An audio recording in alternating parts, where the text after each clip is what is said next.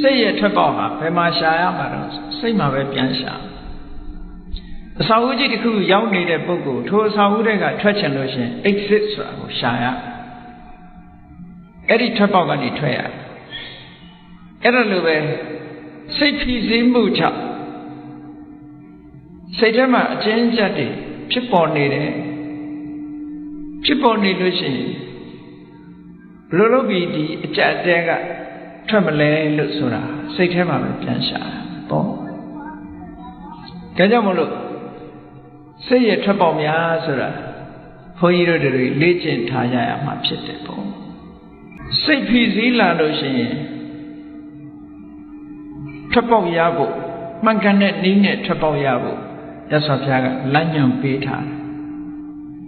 အဲ့ဒီလမ်းညွှန်ရဲ့အတိုင်းနိုင်နာကျင့်ကြံကြိုးကိုအားထုတ်မယ်ဆိုလို့ရှိရင်မြည်သူမှစိတ်ထဲမှာပောက်ကွဲမှုတန်တွေကိုခံရမှာမဟုတ်ပါဘူးတဲ့လောကလူတွေမှာလူငယ်လူရဲ့အတိုင်းရဲ့မိုက်ဝိုင်းနေတယ်ရံခါစိတ်ညစ်เสียဆိုတာတွေ့လာရံခါစိတ်ညစ်เสียတွေ့လာတယ်ရံခါပျော်เสียတွေတွေ့လာတယ်ရံခါစိတ်ထဲမှာအလိုမကျတာတွေတွေ့လာတယ်ရံခါကြတော့မထိမ့်သိမ့်နိုင်တော့အောင်ဒေါသပေါက်ကွဲလာတာမျိုးတွေတွေ့တတ်တယ်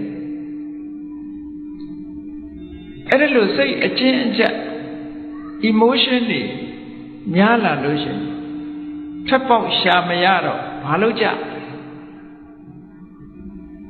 ဒီကနေ့ခေတ်အချို့ပုဂ္ဂိုလ်တွေက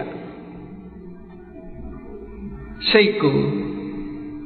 ဖြစ်စည်းမှုတွေကိုထွက်ပေါက်ရှာတဲ့အနေနဲ့ဘုရားဆေဝါတွေအသုံးပြုကြတယ်အရက်သေးစာတွေတောက်စားကြတယ်အဲ့ဒီနည်းနဲ့ထွက်ပေါက်ရှာလိုက်ကြတယ်ဆိုလိုတာကပြဿနာစိတ်ထဲမှာဖြစ်လာရင်ထိုပြဿနာကိုမေ့ပစ်ဖို့ကြိုးစားမေ့ပစ်ဖို့ကြိုးစားတဲ့နေရာမှာအာယုတစ်ခုနဲ့လွှဲဖယ်ပြီးတော့အစားထိုးပြီးတော့တကယ်ဖြစ်စည်းနေတာကိုဖယ်ရှားပစ်ဖို့မကြိုးစားပဲနဲ့စိတ်ကိုခိတ္တခဏမေ့သွားအောင်တခြားနည်းလမ်းတွေနဲ့ထွက်ပေါက်ရှာကြအဲ့ဒီထွက်ပေါက်ဟာတကယ်အစစ်အမှန်ထွက်ပေါက်မဟုတ်သည့်အတွက်ကြောင့်ဒီထဲမှာပဲပြန်ဝဲလေလာတကယ်ငြိမ်းချမ်းတဲ့အပြင်ကိုမရောက်မသွားပဲနဲ့အတွင်းထဲမှာတဝဲလေလေနဲ့ထွက်ပေါက်ရှာရင်နဲ့ဒုက္ခရောက်သွားကြအကျဉ်းချက်တွေပိုများလာယတနာတစ်ခုကနေနှစ်ခုဖြစ်လာတယ်နှစ်ခုကနေသုံးခုဖြစ်လာတယ်ဒီကနေ့ထွက်ပေါက်ကိုမှန်ကန်ထွက်ပေါက်ကိုမရှာနိုင်ဘူးဆိုလို့ရှိရင်ဒီလိုပဲပြဿနာတက်တာမြတ်စွာဘုရားကစိတ်ထဲမှာအလိုမကျတဲ့ဗျာပါဒရဲ့ထွက်ပေါက်စိတ်ကဘာလဲဆိုရင်မေတ္တာပါလို့မေတ္တာပွားရမယ်မေတ္တာပွားခြင်းဖြင့်ဗျာပါဒရဲ့ထွက်ပေါက်ကိုရရှိနိုင်တယ်ဒါမှန်ကန်တဲ့နည်းစနစ်ပဲလောကကြီးမှာမြတ်စွာဘုရားကဟောထားတယ်ယံကိုယံလင်းမတုံနှင်းနဲ့ယံကိုယံနဲ့တုံလို့ရှိရင်ဘယ်တော့မှမငြိမ့်ဘူးတဲ့ဥပမာပေးထားတယ်မစင်ညစ်ကြေးတွေပေးနေတဲ့နေရာကိုရေနဲ့သာဆေးလို့ရတယ်ထိုမစင်အညစ်ကြေးနဲ့ဆေးကြောလို့မရဘူးပုတ်ပြီးတော့သာညစ်သေးသွားမယ်ရေစင်ရေတန်းနဲ့ဆေးကြောမှသာလည်းပြောင်းနိုင်ထို့တူပဲဗျာပါဒလောက်ဆိုတဲ့အလိုမကျတဲ့စိတ်ထဲမှာတင်းကျပ်လာတဲ့စိတ်ထဲမှာဖြစ်ပေါ်လာတဲ့ဒေါသဆိုတဲ့ emotion တစ်ခုဖြစ်ပြောက်ခြင်းတော့မေတ္တာဆိုတဲ့ထွက်ပေါက်ကသွားရမယ်တဲ့ဒါမေတ္တာစိတ်အလိုမကျနေတဲ့စိတ်ရဲ့မှန်ကန်တဲ့ထွက်ပေါက်တစ်ခုပါတဲ့ဒါကိုမြတ်စွာဘုရားကဟောတယ်ဘုရားမြတ်စွာဟောကြားတဲ့စကားလုံးတိုင်းပြောရလို့ရှိရင်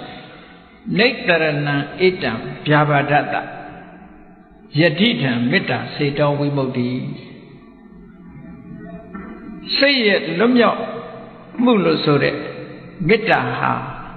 ဗျာပါဒလို့ဆိုတဲ့စိတ်အလိုမကျမှုရဲ့ထွက်ပေါက်ဖြစ်ပါတယ်ဘုန်းကြီးတို့တွေဒေါသဆိုတဲ့စိတ်ထဲမှာအလိုမကျမှုဒုတိယကိုမုန်းတိမှုဆိုတာတွေအဲ့ဒီမုန်းတိမှုအလိုမကျမှုဆိုတာကိုယ်တဏ္ဍာမှာဖြစ်နေလို့ရှိရင်စိတ်နှလုံးဟာပူလောင်နေတာအဲ့ဒီပူလောင်မှုတွေကိုမလိုချင်ဘူးထာဝရအေးချမ်းနေတာကိုလိုချင်တယ်ဆိုလို့ရှိရင်မေတ္တာနဲ့အစားထိုးလိုက်ပါတဲ့မေတ္တာဟာတကယ်ထွက်ပေါက်ပါမေတ္တာနဲ့အစားထိုးလိုက်လို့ရှိရင်ဗျာပါဒကလုံးဝနှလုံးသားထဲကနေယက်တည်နိုင်စွာမရှိတော့ဘူးတဲ့ဒါကြောင့်မို့ဒီနည်းစနစ်ဟာအမတန်မှလွန်ခဲ့တဲ့နှစ်ပေါင်း2500ကမြတ်စွာဘုရားကဟောထားခဲ့တဲ့လက်တွေ့ကျင့်သုံးရမယ့်နည်းစနစ်တစ်ခုဖြစ်ပါတယ်